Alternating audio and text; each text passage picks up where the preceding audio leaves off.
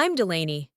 For years, I avoided conflict, bit my tongue, told myself it wasn't worth stirring up old hurt. But then my daughter started going quiet too, not out of peace, but pain. And suddenly, I saw myself in her silence, and I knew I couldn't stay quiet anymore. Listen until the end, then tell me, would you have done what I did? Was I wrong to finally draw a line? I'm still figuring it out, and maybe your words will help me see it clearer. I still remember the way he looked at her that day, like she was a fog he couldn't see through. It was early June, the kind of Oregon day that tricks you into believing summer has finally settled in for good. The air was warm, but not heavy, and the breeze coming in from the hills carried just enough green to make you breathe a little deeper. We were back in Springfield for my father's birthday barbecue, the kind of family gathering where everything looked cheerful from the outside, but never quite felt that way on the inside. His backyard hadn't changed. Same old folding tables draped in red and white checkered cloth. Same rusted grill he refused to replace. Everything lined up with military precision. Chairs in even rows, drinks in perfect stacks, paper plates measured out like rations. That was Dad. He liked order, predictability, control. My daughter came with me, of course. 13, thoughtful, and quieter than most. She wasn't the type to run squealing through sprinklers or yell across the yard for attention. She didn't shine in the loud, obvious ways my family seemed to admire. She loved to draw, not as a phase, but as a language, a way of making sense of the world.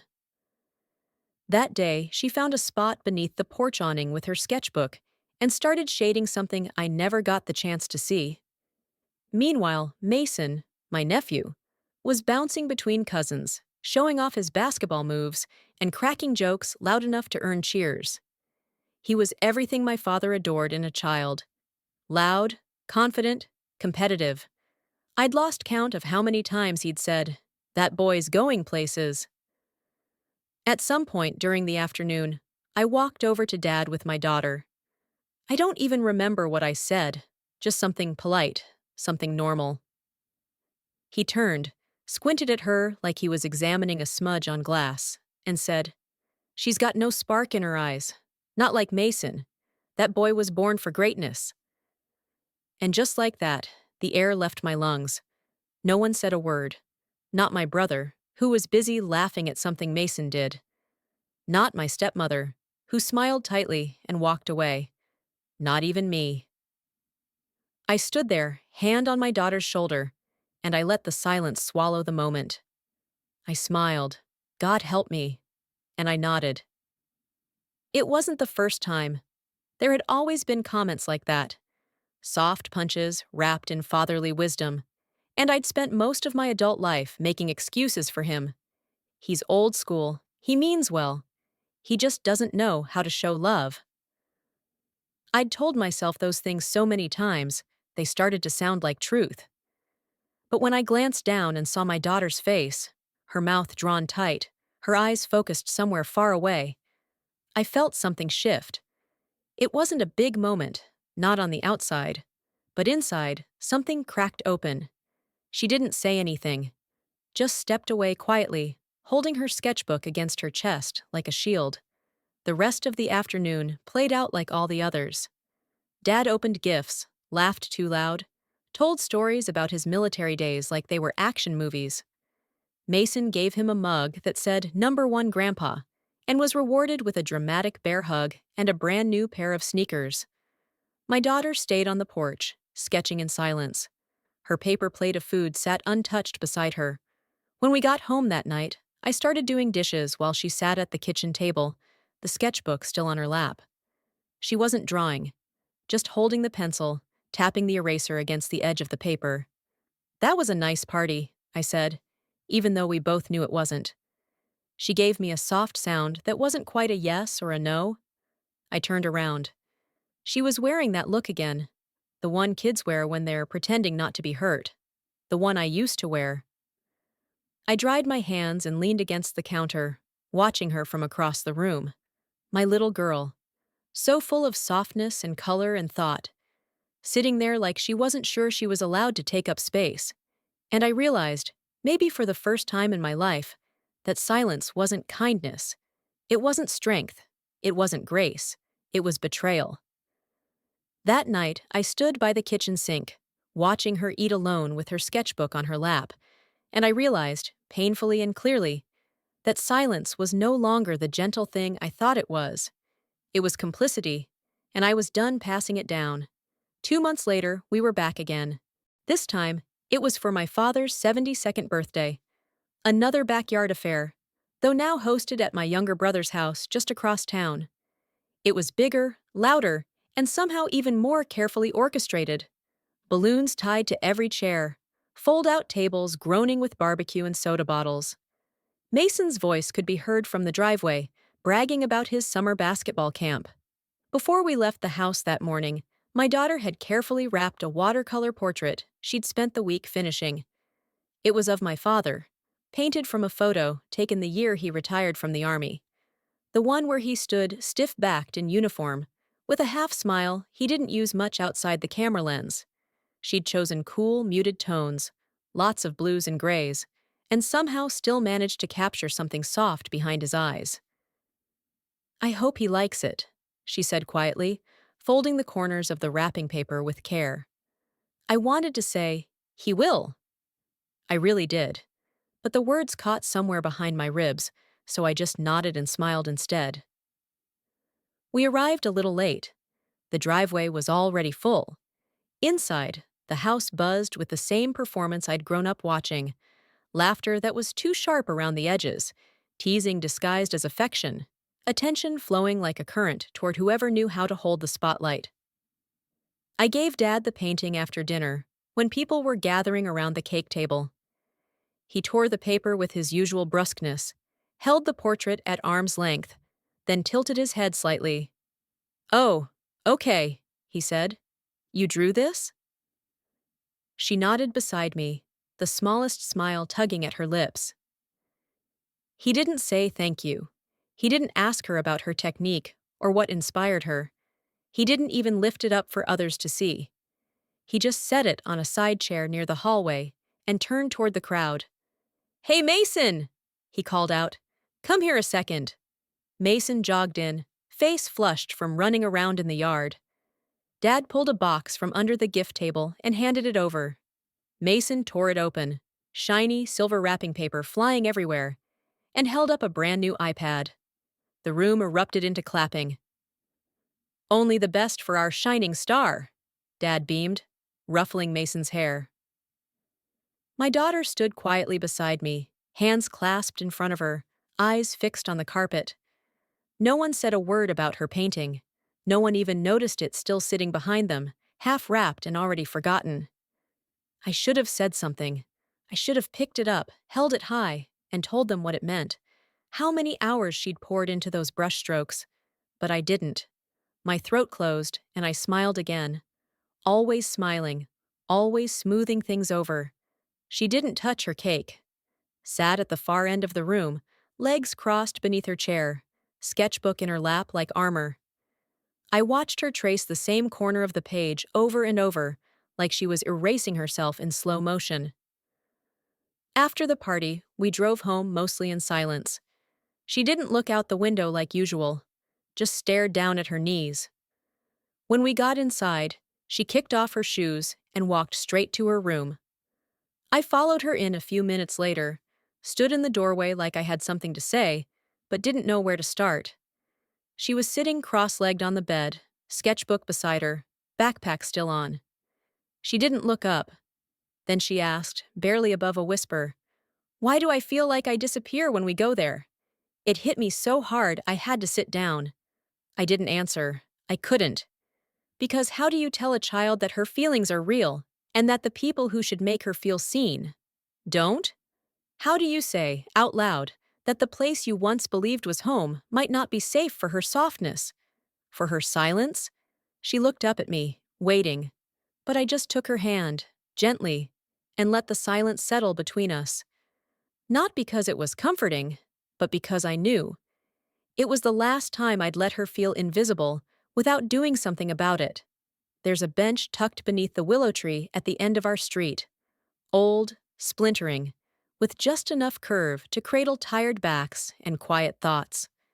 Most evenings, after dinner, Rowan and I walk past it, sometimes stopping to rest while the sun tips west and the neighborhood hushes itself down for the night. That's how we first started noticing Etta Chambers. She lives in the yellow house with the blue shutters and the neatest flower beds I've ever seen. Always out in her garden, wearing a wide-brimmed hat and humming songs I couldn't name if I tried. Something about her presence felt settled, like she'd figured something out the rest of us hadn't. She never said much at first, just a wave, a soft smile. Sometimes she'd nod toward Rowan's sketchbook, resting under her arm like it always did, and say, "Keep that close." One afternoon, Rowan forgot it. She'd been sitting on the bench, legs curled up, lost in something she was sketching. We got distracted by a sudden breeze, the smell of fresh-cut grass, and by the time we reached our driveway, she froze. "My book," she said. "I left it." We doubled back, but before we reached the bench, Etta was already standing beside it, holding the sketchbook in both hands. Not prying, just holding, like something delicate. "She draws like someone who's trying to stay afloat," she said, eyes still on the cover. Rowan stiffened beside me. I felt it in the way her hand slipped out of mine. I started to apologize, to say something about how she doesn't usually leave her things behind, but Etta waved it off gently. "No harm done," she said. Then she looked at Rowan and added, "It's good work, honest. You don't see that often in kids her age." Rowan blinked at her, unsure what to say. "You both have a minute?" Etta asked. "I made iced tea. It's too sweet, probably, but I'd rather share it than pour it down the sink." And just like that, we ended up in her kitchen. Small, cozy, every surface worn smooth by time. The air smelled faintly of lavender and old paint. There were watercolor landscapes taped to the walls, postcards pinned beside old photos, and a fat gray cat curled up under the table like it owned the place. Over tea, she told us she used to teach middle school art, back before her arthritis got bad. She talked about kids who came to class quiet and left bold, not because they'd found a voice, but because they'd found space to be who they were. "I once had a student," she said, stirring her tea, "whose father threw every one of her paintings in the trash, said art was for quitters. She kept drawing anyway, on napkins, on shoeboxes, on the backs of receipts. You can't erase that kind of need." Rowan was silent, but her eyes followed every word. "You thinking of entering that fall program at Bright Fern?" Etta asked after a pause. Rowan looked startled. I don't know what that is." Etta smiled. "It's just a weekend thing. Local artists run workshops for kids, especially kids who don't like loud places. Or loud people. They'll be doing a small exhibition at the end. Nothing fancy, just real." I could see the hesitation rise in Rowan's shoulders, the way her fingers curled slightly toward her ribs. "What if I'm not good enough?" she asked, almost to herself. It broke something in me, not because she doubted her talent, but because I recognized the voice. That wasn't her speaking. That was every echo she'd carried home from those family gatherings. Every time someone called her quiet, like it was a flaw. Every time she handed someone her heart in a picture and got a shrug in return. I pulled her close. "You don't have to be the best," I said. "You just have to be true. That's already more than enough." But even as I said it, some part of me flinched, because I wasn't sure I fully believed it. Not yet. And maybe that was the hardest part, realizing how much of my own fear I'd passed down without meaning to. Etta reached across the table and gently tapped the sketchbook. "I think the world would be lucky to see what she sees," she said. "And if she ever wants a place that believes that too, I'll take her there myself." Every Saturday morning, just after breakfast, Rowan and I would get in the car and drive across town to Bright Fern's studio. It was tucked behind a little consignment shop and a vegan cafe, with a front window that looked like it had been decorated by forest spirits. Vines, twinkle lights, pressed flowers, and all. She never said much during those drives, just held her sketchbook in her lap and looked out the window, her thumb tracing the corner of the pages like a nervous habit. I never pushed. I just drove and hummed whatever tune was stuck in my head from the kitchen radio. But inside me, something buzzed. Guilt, maybe. Or fear. I hadn't told my father. Not about the classes. Not about the studio. Not about Etta, either. Some part of me knew exactly how he'd react, and I wasn't ready to hear it. It wasn't just shame, though there was that, too. It was the question I kept turning over at night, long after Rowan had gone to sleep. If he found out, would he say I was filling her head with nonsense? That I was raising a weak child? Would he think I was doing it to spite him? And worse, was I? Was I pulling her away from the family? Was I protecting her? Or isolating her? Was I doing the right thing? Or just acting out of old wounds I hadn't dealt with? The doubt kept creeping in, even as she started to come home from class, with paint on her hands and new words in her mouth. Words like contrast and composition and negative space. That was the thing about growing up in a family like mine, the kind where control wears a suit and discipline masquerades as love. Even when you think you've broken free, there's still a voice in your head asking if your rebellion makes you selfish. Then, one afternoon, my brother sent me a text. "Mason's trying out for basketball captain. What's your girl up to? Still doodling?" I stared at the screen so long my coffee went cold. I didn't reply. Just powered off my phone and set it face down on the table. But something about it festered, like a splinter under skin. The next day, my father shared an article on Facebook. One of those clickbait pieces with a headline like, "Gen Z is doomed. Kids today just want to draw, nap, and quit their jobs." He added a comment. "Back in my day, we worked for greatness, not likes and crayons." He didn't tag me. He didn't have to. Rowan never mentioned the post. I don't even know if she saw it. But later that week, she came into the kitchen, holding a finished sketch in both hands like it was glass. "I think it's done," she said. I wiped my hands on a dish towel and turned toward her. She held it out, and for a second, I forgot how to breathe. It was a drawing of a woman, standing alone at an intersection, wind whipping her coat and hair. One hand held a small child. The other held an umbrella, bent, frayed, but still standing against the storm.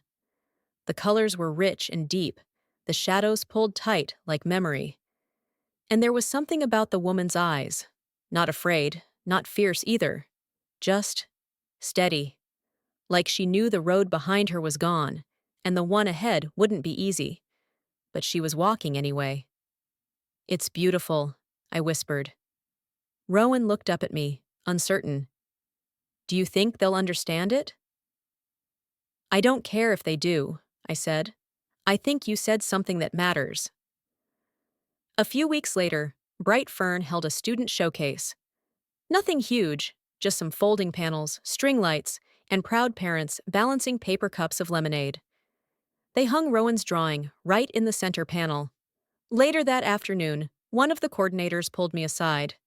"We're using her piece for the fall showcase poster," she said. "It says something we didn't know we needed." I turned and looked at Rowan across the room.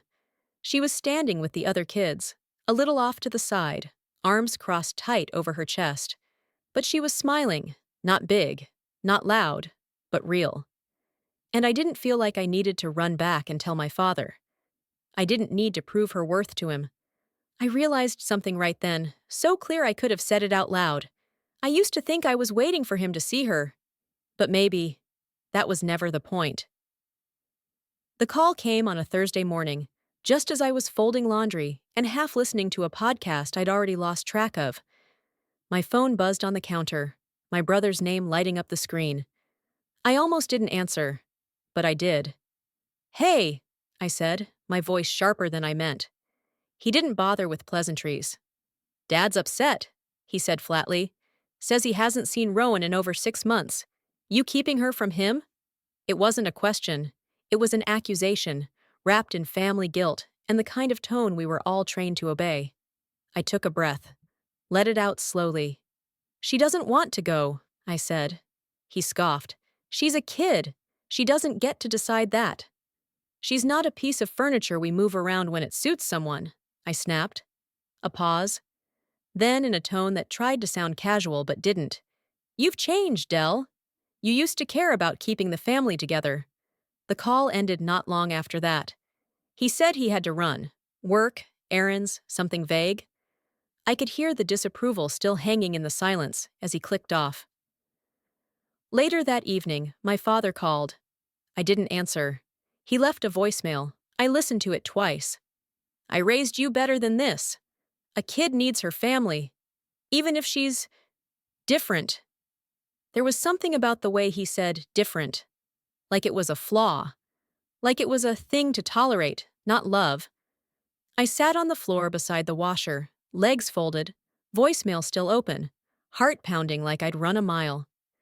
There was a time when that voice could bring me to tears, not because it was loud, but because it held so much weight. Approval was rare in our house, but disappointment? That was served daily, like toast and eggs. For years, I'd lived in that tug of war between doing what felt right and doing what wouldn't make him mad. And now, here I was again. Only this time, it wasn't just me being pulled apart. It was Rowan, too. I wanted to believe he could change, that if he just saw her, really saw her, he'd understand. That there'd be a moment of clarity, of pride, of warmth. That he'd finally say, "She's something special." But some part of me, the part that had grown older, sharper, and more tired, didn't believe it anymore. A few days passed. I tried to move on. I helped Rowan prep her materials for a weekend art workshop. I made banana bread. I vacuumed places no one ever saw. And then Etta called. "You might want to check Facebook," she said, her voice low, careful. My stomach sank. I opened the app, heart already preparing for whatever it didn't want to see. There it was. A post from my father's account, public for all the world to read. Some people raise children to be strong. Others raise them to hide behind crayons and call it art. Beneath it, a cropped image. A photo of Rowan's drawing from the fall showcase at Bright Fern. Her name was in the corner. The photo had clearly been taken from the studio's website. There were likes, comments, relatives chiming in with thinly veiled judgments and concerns. I sat still for a long time, the kind of still that hums in your ears. Rowan came downstairs not long after. She was holding a folded sweatshirt, her hair damp from the shower. She saw my face. "What happened?" I didn't answer, just handed her the phone. She read it slowly, then handed it back. Her face didn't twist. She didn't cry. She didn't get angry. She just said, "Maybe I don't want to go back there, ever again." That was when I knew. This wasn't about family drama. This wasn't about miscommunication or generational differences. This was harm. This was someone putting his pride ahead of her dignity. Again. And I'd let it happen. Again. Only now there was no unseeing it, no softening it with excuses. It wasn't about whether we should distance ourselves. It was about how to move forward without letting her carry shame that was never hers to begin with. Because if I didn't draw that line for her, she'd spend her life shrinking to fit into spaces that never wanted her whole in the first place, and I refused to pass that silence down one more generation. I wrote the email at 6:42 in the morning. The house was still wrapped in early silence. No footsteps, no voices, just the familiar hiss of the coffee pot on the counter and the occasional creak of the back porch settling into the morning chill. I sat at the kitchen table with both hands around my mug, the warmth seeping into my palms while my mind spun faster than I could keep up with. I opened my laptop, stared at a blank message, blinked a few times. I didn't plan to write anything that morning, but something inside me, something tired, something long overdue, told me it was time. I didn't draft it in Word first, didn't worry about the right phrasing. I didn't even reread it more than once. Subject, enough. Message, Rowan is not broken. She just doesn't fit into your version of greatness. and I'm done trying to make her squeeze into it. No pleasantries, no sign-off, just truth, stripped of guilt, softened by clarity, sharpened by years of watching my daughter shrink to fit a mold that never once considered her shape. I hovered my finger over the send button for a moment, not because I doubted what I'd written, but because I needed to feel the finality of it. And then I clicked. The breath I took after sending it felt like the first real breath I'd taken in weeks, maybe years. Later that afternoon, the phone rang. It was him. My father's name lit up the screen, same as it always had. Same font, same weight, but it didn't feel the same anymore. I watched it ring until it stopped. My hands stayed folded in my lap. He didn't leave a message. Instead, when I checked my voicemail later, there was just a blank one. No words, just silence. A few seconds of it, like he'd called, and then realized there was nothing left to say. An hour after that, I noticed something different.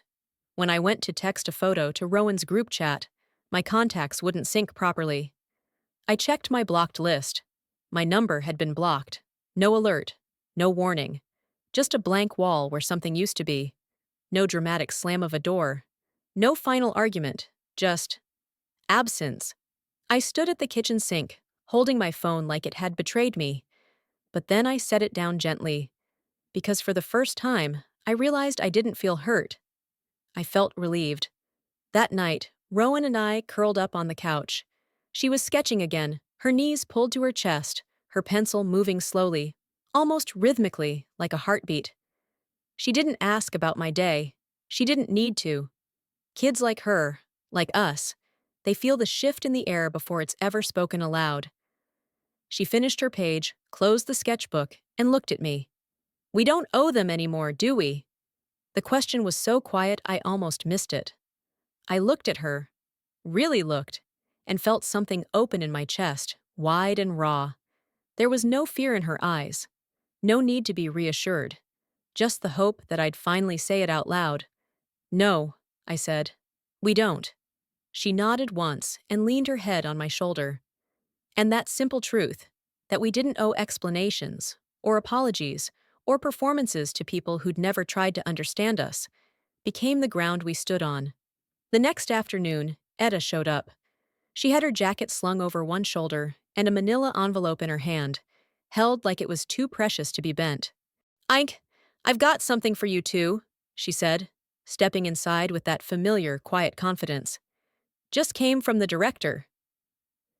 She placed the envelope on the table, and Rowan reached for it before I could. Inside was a formal letter and a full-color flyer. Rowan's name was right there, printed in bold, centered beneath the headline, Cascade Youth Arts Fair Finalist, Full Grant Award. Her hand froze over the page. I looked up and saw her eyes widen, but she didn't say anything. She just sat there, shoulders still, like her body hadn't caught up with her heart. Then, slowly, she smiled. Not the kind she used when adults praised her for being well-behaved. Not the polite one. This smile had steel in it. Quiet, but unshakable. I dropped to my knees in front of her, wrapped my arms around her middle, and pulled her close. I needed to feel her heartbeat, to remember how many times I'd watched her fold into herself so she wouldn't take up space. I wasn't hugging her for the award. I was hugging her for every time someone made her feel small, for every room she had to tiptoe through, for every moment she wondered if her voice was too soft to count. And for what I finally, fully believed, the people who try to dim your light are often just afraid of what it might reveal in them. And once you stop waiting for their comfort, you start to burn. The gallery was small, the kind of place you could walk past 100 times and never notice unless you were looking for something quiet, something true. Wedged between a used bookstore and a bakery that always smelled like warm cinnamon, it had peeling brick and a teal door with a tiny brass bell that jingled when we stepped inside. But that night, it felt enormous. Big enough to hold the ache of growing up. Big enough to hold the weight of being seen, finally, without having to shout for it. 3 students had been chosen to exhibit their work. Just 3. Rowan was one of them. She didn't say much on the ride over. just watched the world slide past the window, her fingers twisting the hem of her navy blue dress, the one with little constellations scattered like secrets across the fabric. It was the same dress she'd worn for the fall showcase. I'd asked gently if she wanted something new, something fancier maybe. "I like how this one feels," she'd said softly. When we walked in, the room hummed with the kind of quiet that means people are paying attention. String lights wrapped along the ceiling beams, casting warm shadows across pale gallery walls. Soft jazz floated from a speaker near the back. Tables held cups of lemon water, crackers, grapes, and modest bouquets in mason jars. There was no red carpet, no fanfare, just presence. Eyes, hearts, open. And there it was. Her painting, front and center. She hadn't let me see it before tonight. Said she wasn't ready. I'd watched her guard it in her room like a secret she wasn't sure she was allowed to say out loud. And now I knew why. It was a watercolor, subtle, but so full of feeling it nearly knocked the breath out of me. A woman, mid-step on a narrow road, one hand wrapped around the wrist of a small girl beside her. The child looked forward. The woman, not quite. Her head was turned slightly, as if hearing something behind them, but not stopping. In the woman's other hand, a small worn suitcase. Nothing fancy, just enough. And behind them, fading into a haze of soft mist and blue-gray light, a house. Tiny, fragile, disappearing. My knees felt unsteady. She had drawn our escape. All the years I'd spent wrestling with guilt, wondering if I was overreacting, if I was too harsh, if stepping away from my family made me weak or vindictive, were distilled into a single image. Clear, quiet, unapologetic. We weren't running away. We were walking toward peace, toward self-worth, toward each other. I stood there for what felt like a long time, my arms folded, trying to keep it together. People filtered around me, couples, students, local artists with round glasses and soft voices, stopping to linger at the painting. They didn't rush past it. They leaned in, tilted their heads, whispered. That's when I turned and saw her, Rowan, standing near the corner of the room, hands clasped behind her back, watching the crowd from behind her curtain of chestnut hair. She wasn't smiling wide, but her face held something steady, something still. She saw me watching and offered a quiet nod. I walked over and cupped her face gently in my palms.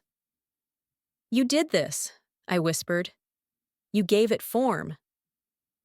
She didn't say anything, just nodded again, like she'd already known, and just needed me to catch up. After the crowd had thinned and the speeches were done, I asked Etta if she'd take a photo for us. We stood together in front of the painting. Just the two of us at first, shoulder to shoulder.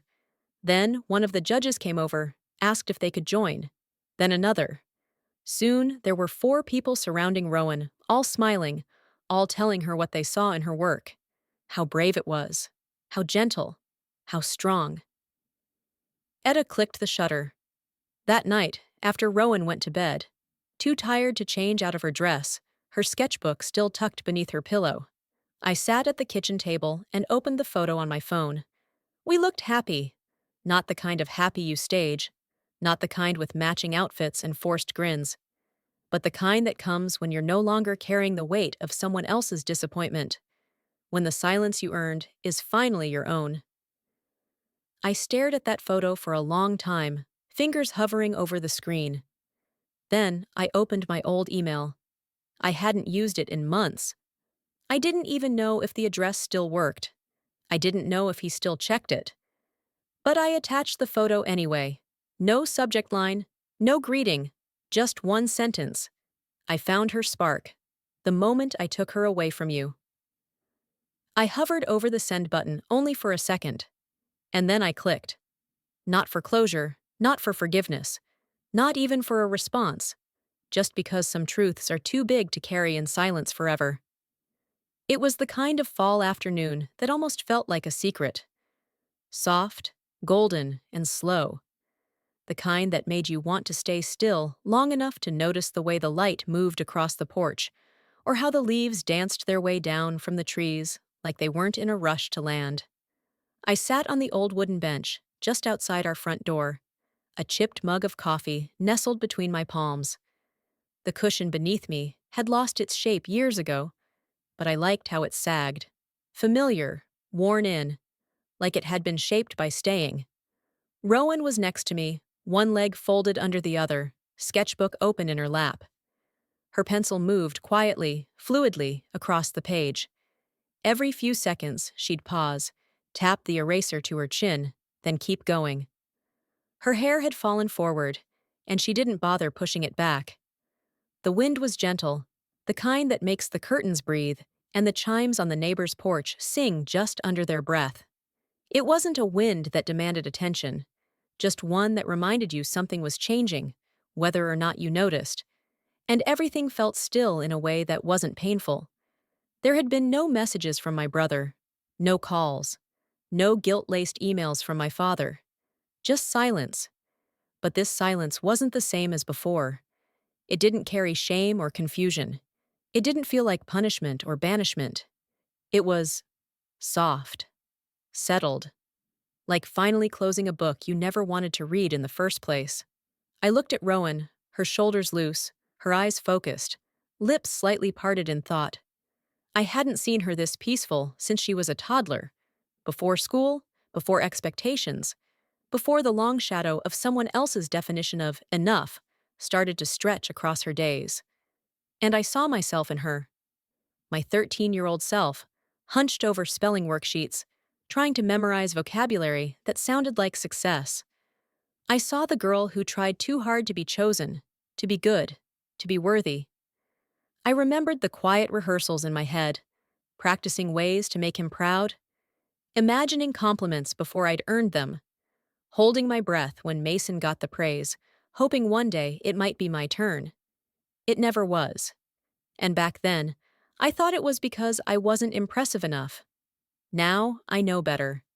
I used to be terrified of being called a bad daughter, of being selfish, of being the one who broke the family. But these days, there's only one thing I'm afraid of: raising a daughter who believes she has to disappear in order to be loved. My phone buzzed in my back pocket. I pulled it out and saw a text from my cousin, the only one in the family I hadn't blocked or silenced. "Your dad saw the photo. And the email. He hasn't said a word since." I stared at the screen for a moment. Then I locked it and set it face down on the bench. No response. No reaction. I didn't need his apology. And Rowan didn't need his praise. We'd built something better. We'd built ground that didn't shift every time someone else disapproved. As the light deepened, casting a copper glow across the porch, the smell of roasted garlic and rosemary drifted through the kitchen window. Dinner was nearly done. Rowan set her pencil down, stretched her arms over her head, and leaned gently against my shoulder. "Do you think people can change?" she asked. I didn't answer right away, just watched a leaf tumble lazily to the ground like it had all the time in the world. "Maybe," I said, "but that's not our job to wait for them to." She was quiet for a long moment. Then, "Good." After dinner, we carried her painting in from where it had been resting in the corner of the living room, the one from the gallery. The woman and the girl walking into the mist, away from the house that used to hold them. I asked her where she wanted to hang it. She didn't hesitate. "Over the fireplace," she said. So I grabbed a hammer, found a nail, and stood on the step stool. When I stepped back, we both just stared at it. It didn't need a frame. It didn't need a title card. It just needed to be there. Not to show off, but to remember. To remember what it took to walk away. To remember that choosing yourself and your child is a kind of bravery that doesn't always come with applause, but always comes with peace. That night, as Rowan was heading up the stairs, she paused at the bottom and looked back toward the living room. A breeze had slipped through the open window, lifting the curtain in a soft, slow arc. The painting caught the light, and for a second, it almost looked like the figures in it were moving forward again. She turned to me, eyes calm, smile small but sure. You know, it's okay if we're quiet people, she said. Quiet doesn't mean weak. My throat tightened. I crossed the room to her, pulled her close, and kissed the top of her head. Slow, steady. No, sweetheart, I said. It never did. Sometimes the hardest part isn't walking away. It's giving yourself permission to stop looking back. If this story reminds you of someone you used to be, or someone you're raising now, I hope it helps you feel a little less alone. We don't owe our silence to anyone, especially when it costs us the parts of ourselves we're trying to protect. Have you ever felt the same way? If this story touched something in you, I hope you'll join me again next time. I'd be honored to keep sharing these quiet truths with you.